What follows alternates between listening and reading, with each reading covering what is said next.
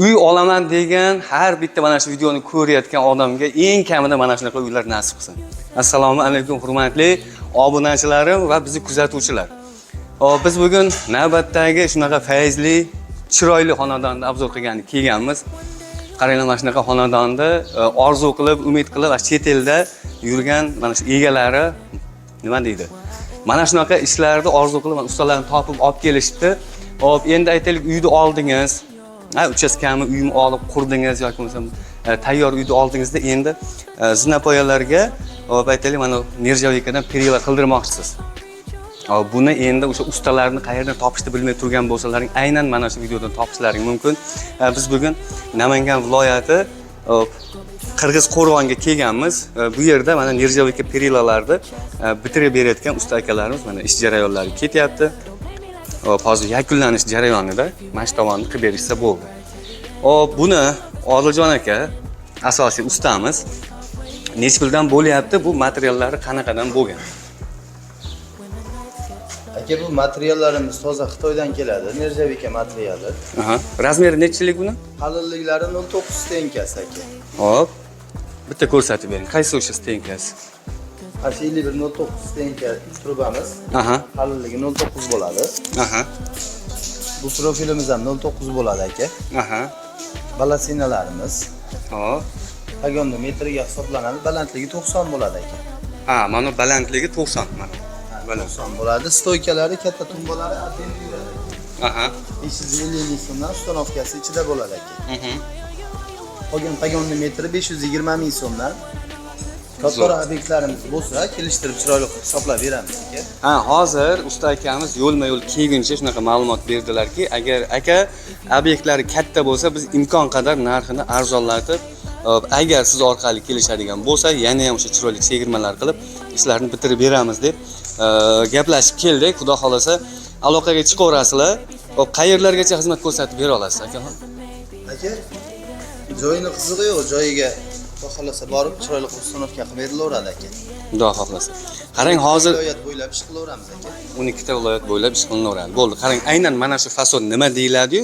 Aynan mana shu fasonda hozir narxi necha puldan bo'ldi?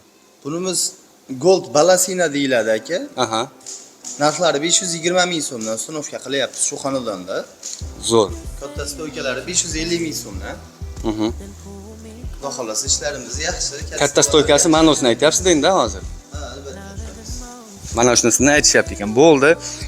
Gap yo'q. Endi qarab turing. Hozir masalan darvozani tashqarisiga qilinyapti mana kaziroklar, ularni ham qilib beraverasiz. Nержавейкаdan bo'lsa. Beramiz aka. Ular ham kvadrat asosida hisoblanadi.